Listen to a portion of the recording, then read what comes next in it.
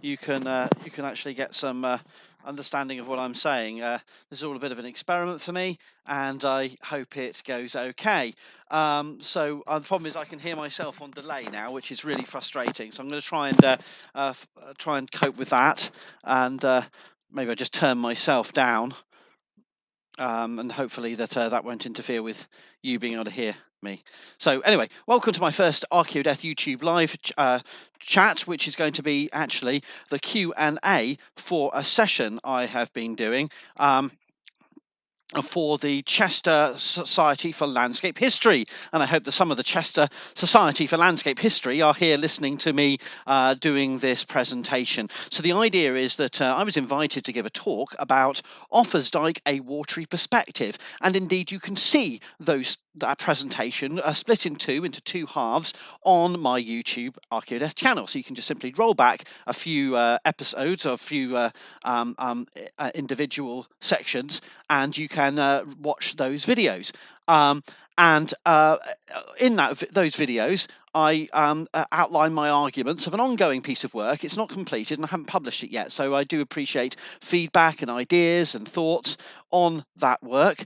And I present my ideas about Offas Dyke and its maritime and riverine and wetland and watery dimensions. So I hope that you enjoy this talk, because what I'm going to do now is wrap up, give a quick synopsis of that talk, and then I'm going to go forward and answer the questions that the Chester Society for Landscape History members have pitched my way. And they are 4, and they're brilliant questions, and I will try my best to answer them. And then if there's any additional questions that come through in the live chat, which I think, yes, someone's already added something. So please ask me questions. I shall add it to it. And I shall try and add any other thoughts and issues to that as I go along. Basically, my talk was called Offas Dyke, a Watery Perspective, and it was an attempt to explore the relationship of Offas Dyke to watercourses. Now, this is something that has not really been achieved before, and it's something that I've only just started doing and exploring because of some inspiration I had looking at Offas Dyke in the landscape. I hope to publish it at some point, maybe in the Offas Dyke Journal, which I co-edit, and is the volume 2 of which is coming out, and call for papers for volume 3 is out very soon. Now, in addition to that, everyone understands what Offas Dyke is. It's phenomenal, Britain's largest ancient earthwork, which traverses what is now the Anglo-Welsh borderlands. And here's a view of it looking over the Unk Valley in the Clun Forest. And I talk about how Keith Rayan in Baptist's book articulate it as a landscape with a connective purpose. The linear earthwork has a connective purpose of connecting up very different topographies, not simply about defining a line, a border line. Instead, this is an earthwork that is controlling a landscape of frontier that extends to its west. In other words, that the Mercian kingdom in the late 8th century, who are building this monument, are not building it to define a territorial edge. They are using it as a structure to control movement in a landscape, north and south and east and west. So they're interested in controlling and dominating land to the west of its line. And in addition to that, they're interested in controlling the landscape to its east. So it's about controlling and observing the landscape in all directions. In addition to that, they talk about in their book length study, which I have here, and you can buy in all good bookshops. And if you can't, it can't be a good bookshop. Offas Dyke, Landscape and Hegemony, or Hegemony, depending on the way you say it, in 8th century Britain. And this book, very detailed and extensive book with lots of lovely photographs, takes you on a journey of exploring the different scales of which we can understand this monument. Now, there are debates about whether Offas Dyke continues in the north to the sea. There's debates about how it crosses the Herefordshire Plain and how it relates to watercourses right the way down to the Severn. But in general terms, The problem with previous studies, apart from the debate about whether it runs to the sea as an empirical question, have not really dealt with its riverine and watery interactions. And certainly because it doesn't run to the sea as a demonstrable earthwork at Prestatyn, the Offas Dyke path does, but the Offas Dyke monument doesn't. The whole question is, does it run to how does it relate to the sea and watercourses has been underplayed. So what I did in my talk was I conceded that some of this work has already been done. Tim Malim's work, for example, here looks at the relationship between Roman roads and watercourses.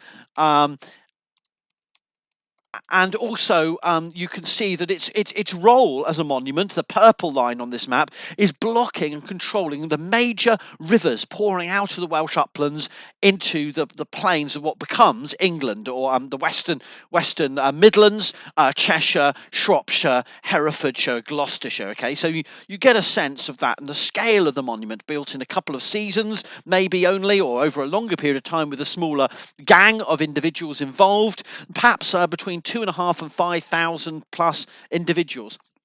Although I did make the point in my talk that that doesn't take into account beacons, watchtowers, gates, settlements, forts, tracks, and the vast work of deforestation that may have been associated with building this linear earthwork. Now, in addition to all of that, I went through and looked at some specific examples, and I'll come back to this example. I used a phrase, which I'm not sure if it's appropriately defined, that it's got a biaxial dimension. When we're thinking of linear earthworks, we're thinking about movement across its line being blocked, controlled, and in this case, blocking in the valley of the Ceiriog. And the black line, if you didn't guess, is Offas Dyke, and the arrows don't really exist on the ground. They're just things I stuck on the map. I'm sure you knew that. And I've just put a simplified contour map here where Chirk Castle is being traversed by the monument, and the photograph here shows the line of Offas Dyke running down into the Ceiriog Valley, and there's the later 13th century plus castle sitting looming above it, which would be a wonderful place if the Mercians had strategically put a fort or just simply a watchtower at that location. That would have done a really strategic job in connecting up blind spots as the Dyke moves through the landscape.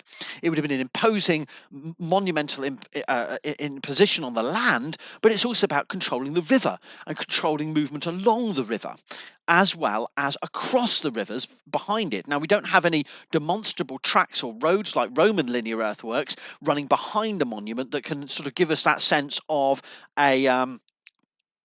a frontier system in the same way as, say, Hadrian's Wall or the Antonine frontier, but we can anticipate whether immediately behind the dike or some distance back there would have been trackways where traffic could move along its line. So I think the dike is protecting traffic moving north-south as well as controlling traffic moving east and west. But we see it in a landlocked perspective, as I argued in my previous talks. Wonderful view by Julian Ravist here from aerial photography at Hergen Corner, where you can see the dike doing an angled turn, as it's called by Keith Ray and Ian Bapty, at a very significant location which may have been an original gateway. Obviously, the lines through it here are later post-medieval tracks cutting through the earthwork, but what you can gain a sense of here, we can't be sure exactly. Obviously, that's a massive gouge of a post-medieval track. We can't be exactly sure where the original gate was and how it looked, but the suspicion is here that the behaviour of this monument is to funnel traffic towards that corner, and there may have been only a very small, narrow aperture through the dike that could be controlled as a gateway, a single tall, thin gateway, allowing one horseman or one cow through, or sheep at a time, to that kind of narrow controlling access point. But all of this is thinking in landlocked terms, and here's some other views of it. This is the way we understand and experience the monuments. And I talked about how the monument is generally seen as a walking experience in summer season when it's dry. We may go in winter when it's very wet and muddy, but we'd still see it as a land experience.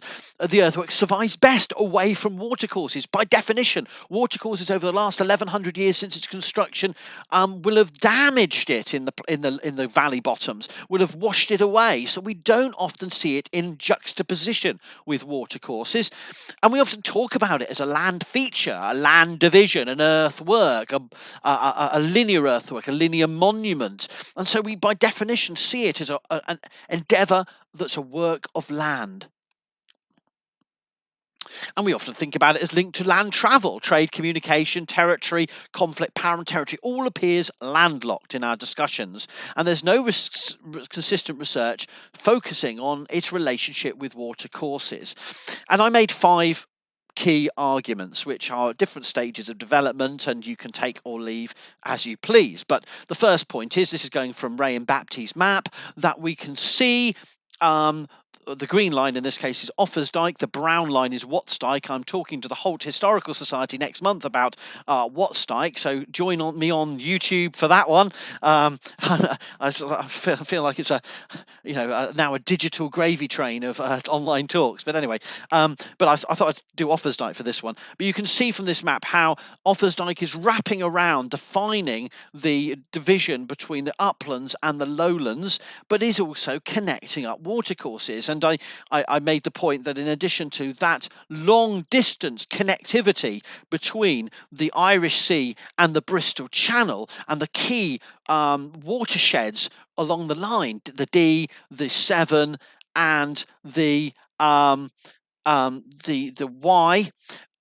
you can also see how it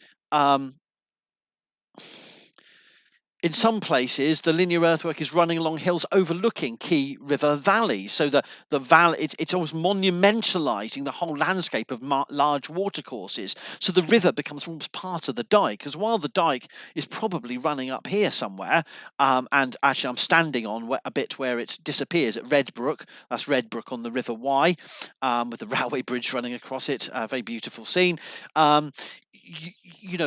Really this entire landscape is being turned into a frontier monument, and the construction of this monument would have involved not only the digging of the bank and ditch, but the wholesale clearance of the hillside of woodland, and perhaps even stakes along the river, observation towers down there. We have to think about this as a bristling frontier of observation and control, rather than simply a bank and ditch. And these are the key points where this is the stylized stances of the dike as portrayed in Ray and Baptiste's work. And the blue circles are the key points where the river actually becomes the dike. And we don't know whether the dike continued along it or the river replaced it. A third point is there are points where the river is the dike is actually overlooking the river, and this is the section to the north, and this is from Cyril Fox's map. The yellow is Watts Dyke, showing the main stretches of Watts Dyke that overlook river valleys, and the purple is the bits of Offas Dyke that deliberately overlook valleys and control movement along the valleys. In addition to that, a fourth point I made was that another strategy of the dike, when it's not following river valleys, it's crossing them and it's blocking them. And these are the nodes to the north. These are the points to the north where Offas Dyke and Watts Dyke block and control movement along river valleys. Now, we often don't know the detail of how the dike behaves when it's down by those river courses, because the water has been running for 1100 years and washed away all of the evidence that we would like to have surviving close to those locations. But at least we can see that rivers and controlling rivers and streams is a principal function of the dike in these sort of thresholds of the upland territories that it's controlling. I also made a fifth point, and this is a bit speculative, and it's a point I'm developing that no one seems to have made before, and that's about how in some locations the line of the dike makes a compromise, and it doesn't do what it usually does, which is optimize to cross rivers at perpendicular to their line. It decides to actually cut across floodplains west of the main line of the river, therefore leaving a series of islands between multiple streams and the line of the dike, almost like fortified little spots. And I suggest that these may have been the locations where this happens may have been actually quite strategic. This wasn't just anywhere. These were special locations where the dike made a conscious choice not to do perhaps the most logical strategic thing. So here at Frith, near Hope Mountain and the Keddigog, you can see Mount Zion here, the heights of Mount Zion, where Offas Dyke runs over the top and then drops down dramatically into the Keddigog Valley. But rather than take the shortest course, which I speculate with a red line here, to cross the Keddigog and then follow it, it heads west somewhat and takes a straight line. You can see that bold, you could see that as stupid, or you could see that as strategic. But whatever it is, it creates these dyke islands to its east, little pockets where pasture land via the river would be protected by the dyke itself and the streams. And I argue this is perhaps an ideal location for mustering troops, horseback riders, for attack, for collecting together tribute and traded goods on the hoof, be it geese, be it cattle, be it sheep, goats, goods coming from the west. You could store them up here on a regular summer basis. So I think of these sites as perhaps not forts, but as lowland assembly, market, and mustering sites. And then finally, my sixth point was there may have been also, as well as the socio-political and economic aspects of water management, we've got to also think about perhaps potential holy associations, sacral associations of water. And we can pick these out much more possibly for Watts Dyke, which is a monument that's still not properly dated, but we think might be slightly later than Offas Dyke.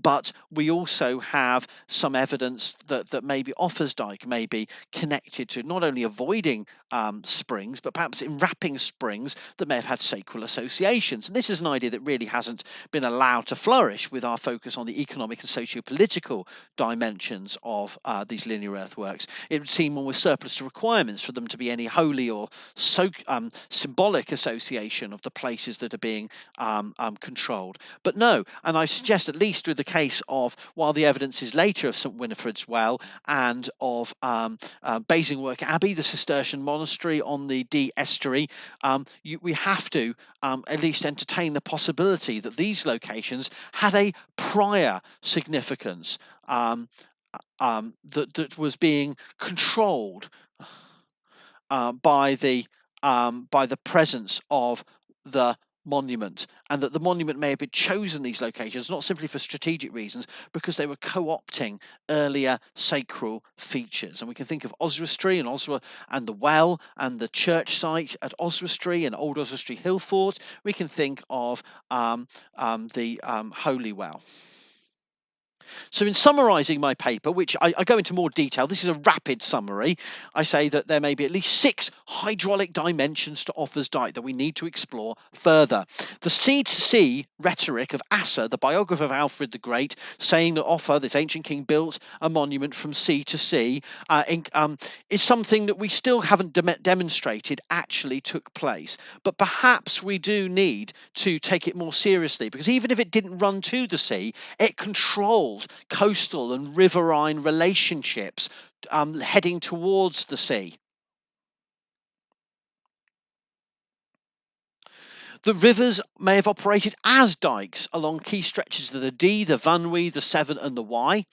The dike was obsessed with surveying its line, utilising ravines and valley sides, but also blocking rivers at key and carefully selected locations, that it may in some selected instances have deliberately created dike islands to its east, combining the confluences of rivers with the line of the dike.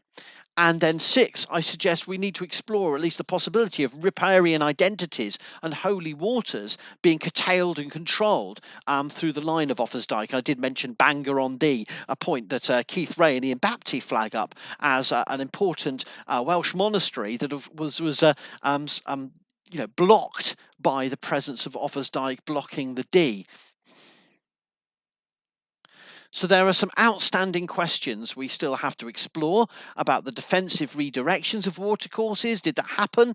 Were there other features that we haven't even looked for? And this is the thing about Offas Dyke, is that perhaps these features are there and we just need to look for them and see what is possible. So was Offas Dyke, when it crossed River plains operating as a kind of dam, allowing water to be ponded for water power? Was there any causeways, bridges, and gates and water mills associated with the dike? I mean, I don't know. I mean, we just haven't looked for these questions. And how did the dike relate to river transport? Were there barge, gutters, blind loads, and other features we know from later centuries that were connected to the way the dikes run across plains and into major water courses?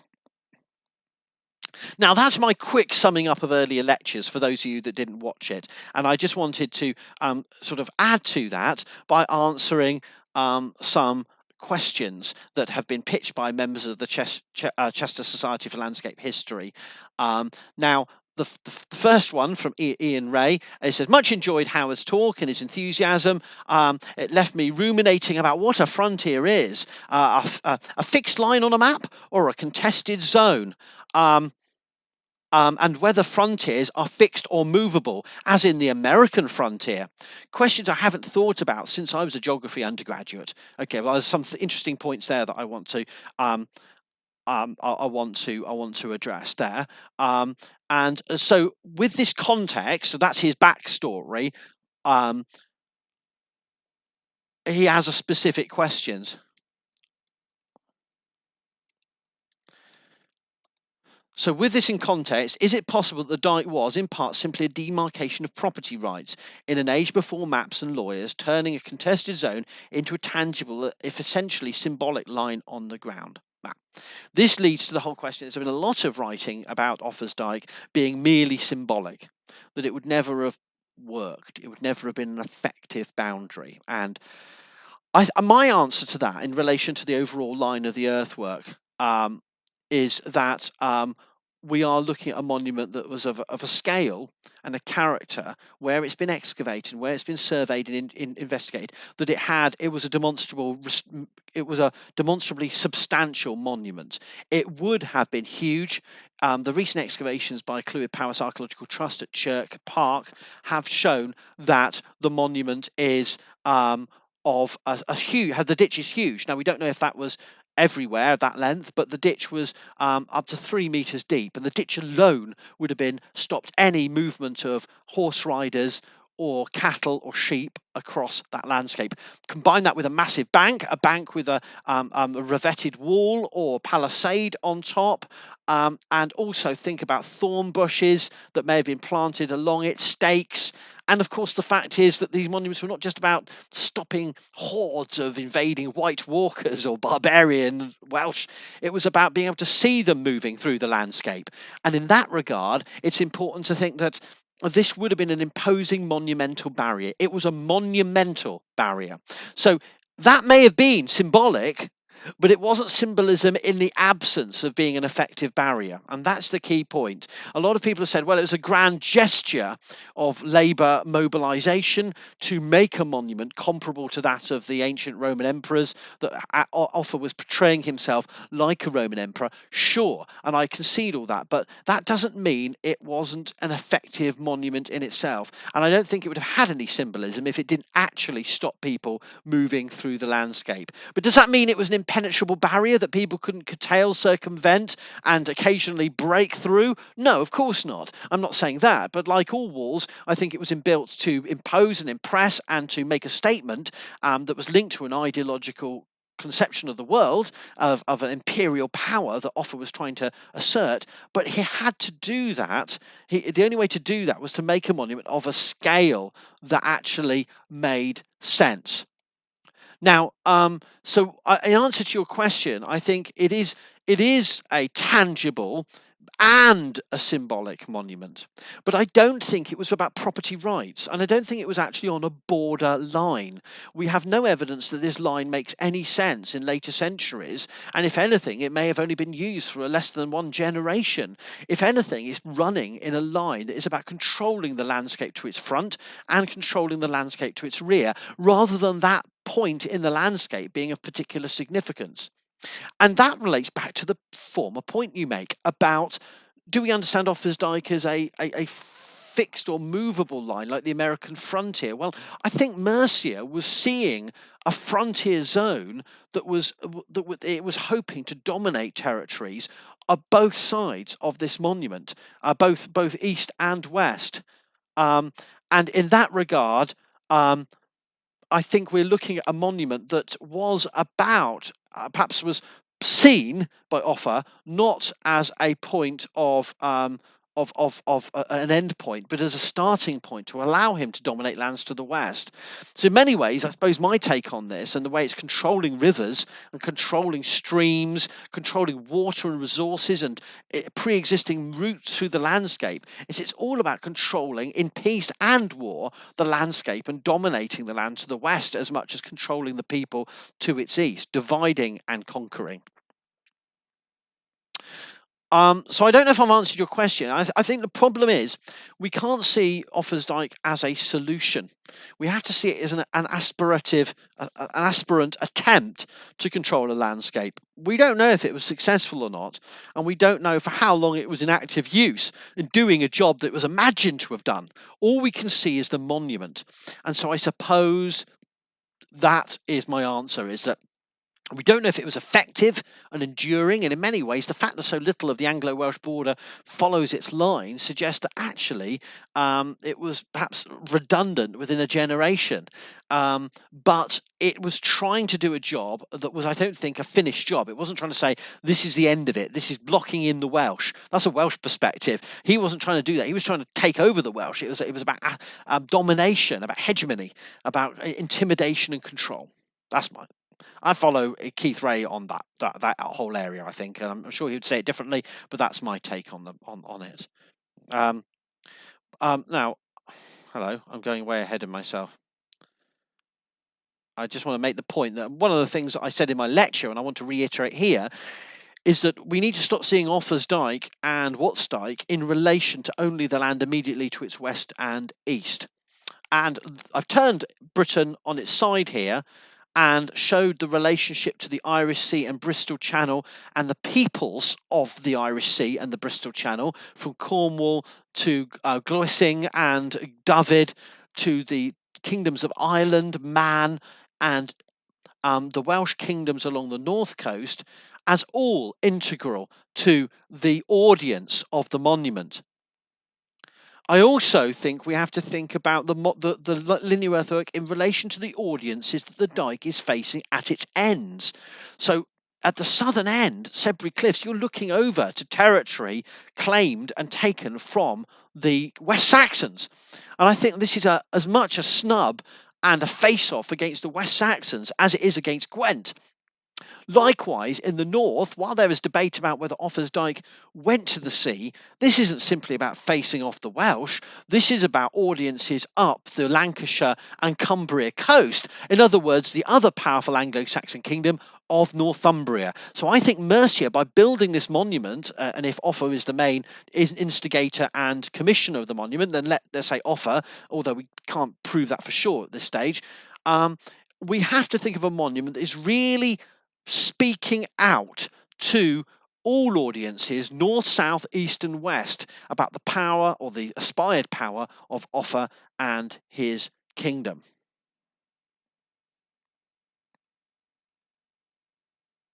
Question 2 from Christine Robinson.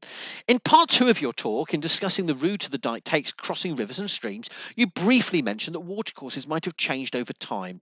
Is it at all possible to determine if this happened from so long ago and before there was reliable documentary evidence? Now, I will concede immediately that I'm not a hydrologist and I don't understand, I'm not a physical geographer, and I don't fully understand the historical development of these rivers. All I would say is that it's my very strong suspicion that when these streams and rivers get out into broader floodplains, then we are dealing with more ambiguous situations. But I think in these tighter upland valleys, as the two examples I showed here, of crossing the Gwenfro and crossing the Clywedog, Offas Dyke is in a landscape that has changed little. These streams not only haven't moved but cannot move. There's no other way they could go in the landscape. And indeed, the fact that at the Clywedog we can still see Offas Dyke crossing on the bottom of the very tight, narrow valley floor and only broken by the line of the stream today suggests that there's been no movement of the streams in these locations. And therefore, I think we can be quite confident that when we're talking about how the dike is behaving now, it is mappable onto the past. We don't know exact vegetation cover. Obviously there's been massive changes in the Clywedog Valley. Plas Power and the woodland there is to do with the Industrial Revolution. It's not indicative of how the historic woodland would have looked like, but I think it would have been wooded before being cleared to allow lines of sight from the dike. At the Gwenfro, likewise, we can't reconstruct in that detail, but I think we can be confident that we've got the dike and the stream in a relationship that is today as it was.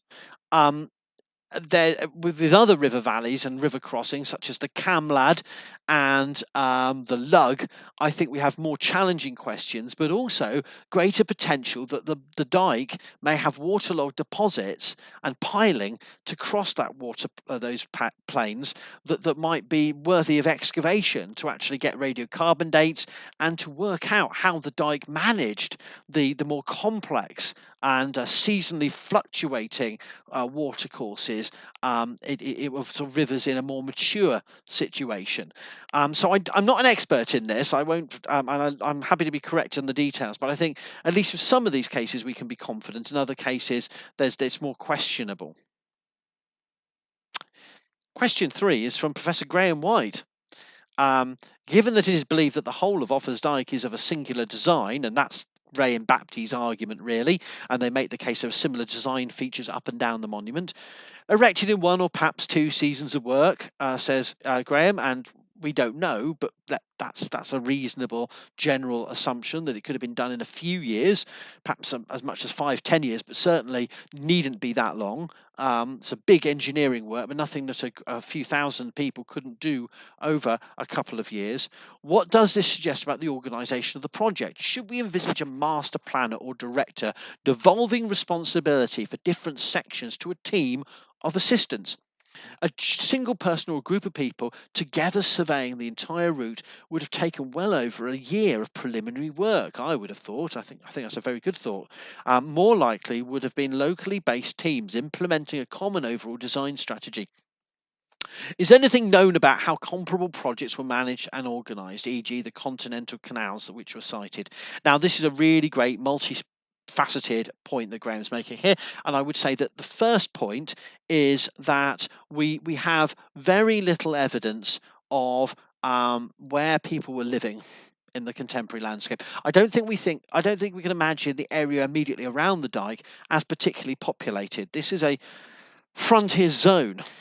And I think that even if there's been two models been suggested of local levies being brought in to build the dike, which could have been taken from the Welsh as well as the sort of Anglo-Saxon territories to the east, but British from both sides, Welsh-speaking people from both sides, or we actually have people bringing in labour from other parts of the Mercian Kingdom to do the work. Now, I don't see how we archaeologically discern between those two hypotheses, and I would say there's a lot of likely in between, that you're bringing people to this region, but not necessarily from a massive distance, but from more populous parts of eastern Shropshire, Staffordshire, Worcestershire, and northern Gloucestershire, rather than this, not people living literally next to the dike. I don't think it was an intensively utilised landscape in that regard. But that's not the question Graham's asking. He's about who built it, but who was planning it. And I think that there's been a bit of a fantasy that somehow Offa is standing there, hand on hips, going, "Build it there. No, no, no, left a bit." And maybe not. I mean, all I would say is that the landscape features that we see being built and used on Offas Dyke, we can also see in Wansdyke in Wessex, we can see on Watts Dyke, and we can also see many of them on Hadrian's Wall, which I think is one of the key inspirations for the monument's appearance. They look different to us, but I think the idea was to build a modern Hadrian's Wall. in the 8th century. And so I would suggest that perhaps what we're looking at is informed observers of Britain who know the ancient earthworks of Britain and the more recent earthworks of Britain, because we don't know when Offas Dyke was exactly built, who are then bringing these designs into Offas Dyke, adapting them to localities. But implementing them in a very consistent way in different geologies and in different kinds of topography. Now, the monument survives today in different heights. It's been damaged in different ways, but there are some underlying key themes, and Ray and Baptiste outline them in their book, including the adjusted, segmented design. But I don't. This is one of the key points on Rushock Hill, where you can still see this striking change of alignment of the dike in straight line segments. Here, looking, this is on Rushock Hill again, you can see 3 segments here in changed alignment. Ignore the cute sheep, they're nothing to do with my talk. They were just getting in the way. Actually, they're quite good for scale. You can see the scale of that bank. It doesn't look very big at first glance if there weren't sheep there, but the sheep are actually useful. They show that that's about 1.5 meters of height, if I can guess my height of sheep. In addition to that, you can see these straight line reorganizations through the landscape. So this is a regular planning, and we can see that elsewhere. I mean, Ray and Baptiste discussed this in their book. This is a zoom lens shot up Hawthorne Hill, and you can see 1 section, 2 sections, 3 sections, 4 sections, 4 straight lines. And elsewhere, such as at Dudston Field, Ray and Baptiste suggest these are 20 to 80 meter long straight sections. So there's nowhere the dike actually curves. It's all built in straight sections, and it sort of shimmies its way across the landscape, if that's the right word. Shimmy? I don't know. In these adjusted segments. That suggests a degree of planning and organization. But I don't know if looking to the continent gives us any specific views. The other problem I would say, Graham, is that we have to bear in mind it's very easy to imply intent from arbitrary choices. And this is why I have a problem with my own argument about the Dyke Islands, is that it's easy for me to say, oh, well, why didn't they build it this way? Why did they build it that way? When we don't know the range of compromises and choices being made in establishing the monument in relation to what they wanted to do, because we can't get inside their minds of their surveyors. Maybe there were challenges that would have been faced or problems if they had done this that it wouldn't have been able to achieve if it had gone straight over the river valley. We don't know. What I would say, though, is that the way we get around that is a lot of the work that my doctoral student Liam Delaney is doing in actually trying to model different options for how the dike may have worked through the landscape using least cost pathway analysis, using different factors. And that helps to pin down how it wasn't designed. If it was a road or a pipeline, it would have been designed differently. And that, at least, it doesn't tell us it doesn't allow us to get into the minds of past designers, but it does at least allow us to rule out other possibilities. Question 4 from Carol Sparks.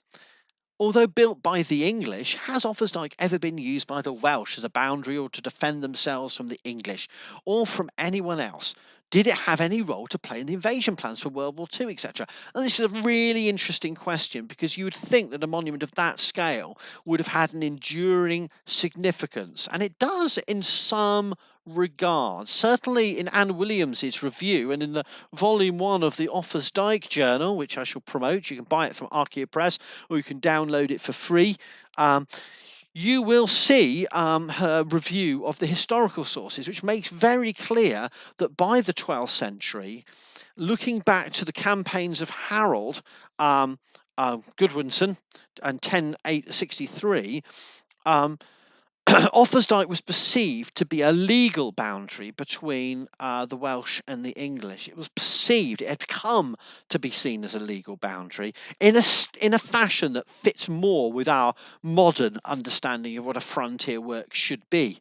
But I'm not sure it would have ever had that in the 8th century. I think this is very much a later creation. So John of Salisbury says that Welshmen who would lose their right hand if found east of Offas Dyke, whereas Walter Map says that the Welshman would lose a foot. So the Welshman Welshman would lose something. A hand is obviously worse, but then at least you can run back to Wales and tell them. But if you lose a foot, you're unlikely to be hopping very fast. The description of Wales by Gerald of Wales in 1194 records the context of Earl Harold's campaign of 1063 in relation to this story. So we can certainly see that in later centuries, Offas Dyke did become a perceived boundary between the English and the Welsh, and is already, by Asser's account in the 9th century, it was seen to be walling in the Welsh. This idea of to wall against the Welsh, but I don't know if that was ever its original intent. And what they thought of in the 12th century has nothing necessarily to do with what happened 4 centuries earlier.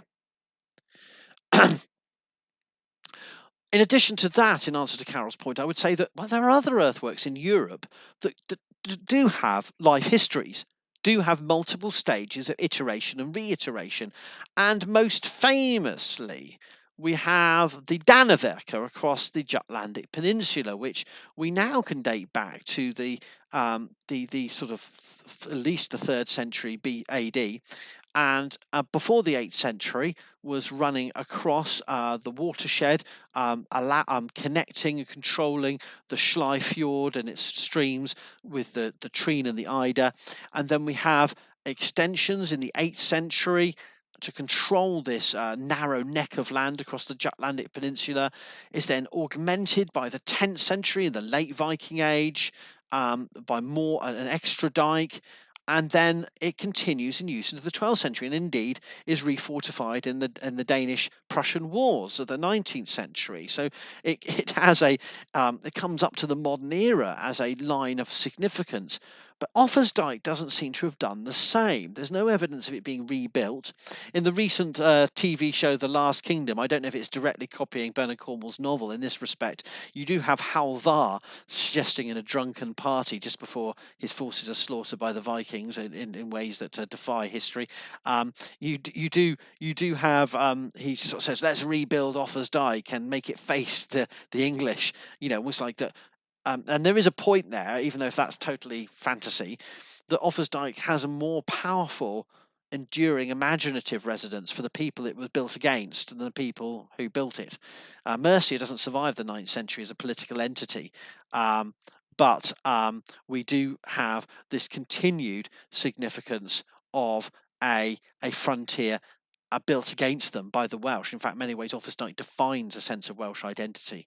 So, in that sense, as an imaginary line, it has an ongoing significance. And this is the different stages of the main ramparts being built that have been worked out by Tumashite and Vita in their paper in Offas Dyke Journal, Volume 1. And you can see that the 12th century brick wall replacing earlier stages of the construction of the monument. So at locations such as this, we can think of the monument as playing a role in defining identities and defining frontier zones, but perhaps in later centuries it comes to be seen as a legal and ethnic boundary in a way that perhaps it was never intended to be. It becomes more than it was originally its original design. That's my current thinking on it anyway.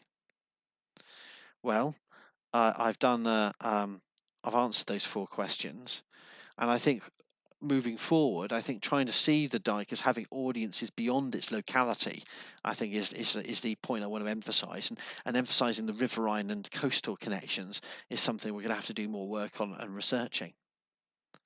So, do I have any other questions coming through from land of to internet via via YouTube live? I don't know if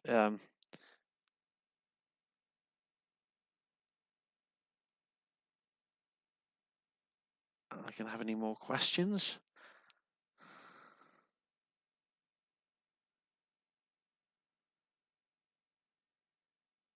I've seen I've lost subscribers since I've been on air. That's always good.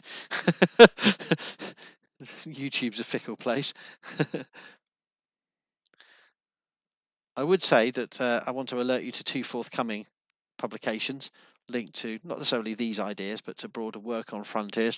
Last year we had a Grosvenor Museum 4th University of Chester Archaeology Student Conference, well, organised by my students with my help, and together with one of that student group and another student, that's Kieran Gleave and Pauline Clark, who's Kieran is going off to do an MRes at another university. Now he's currently working commercial archaeology.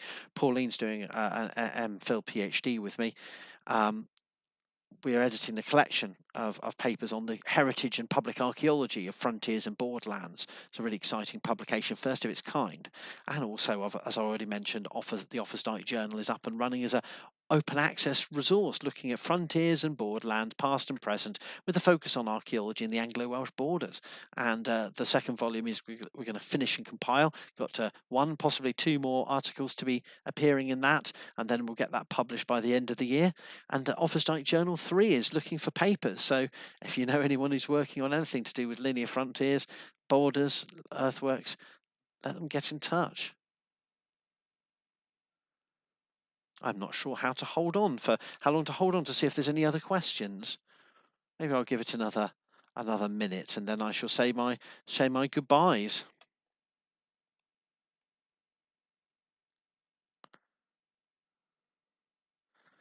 Do you have any other questions or comments? And I think this if I remember how this works on YouTube, this gets uploaded and this gets put online, and you can always add your comments in due course, or get in touch with me at howard.williams@chester.ac.uk.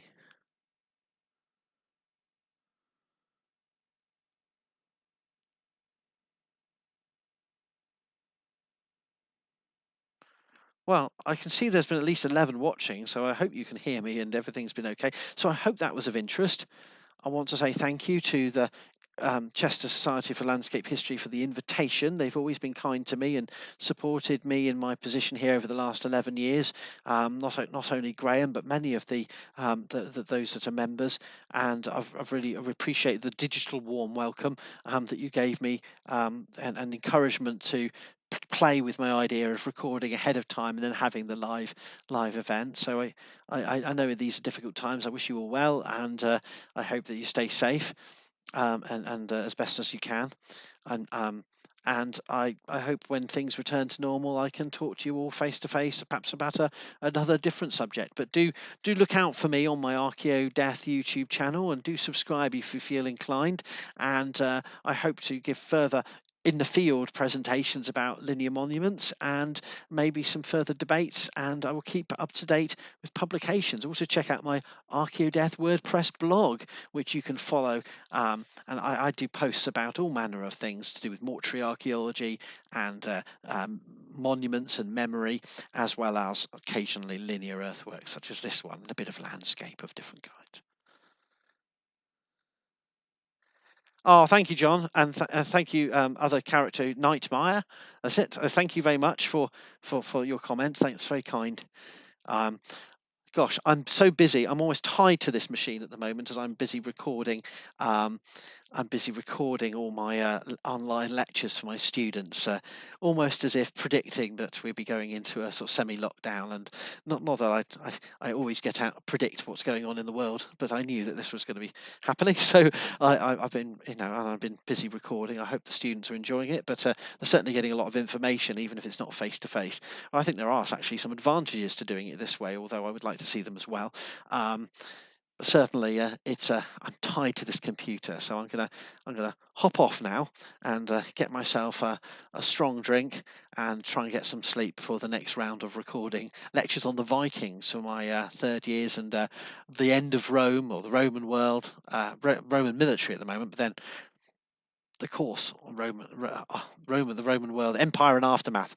We're going to take him through into the Anglo-Saxons and do all the Vikings and all that stuff. It's going to be good. So farewell, good night, cheerio.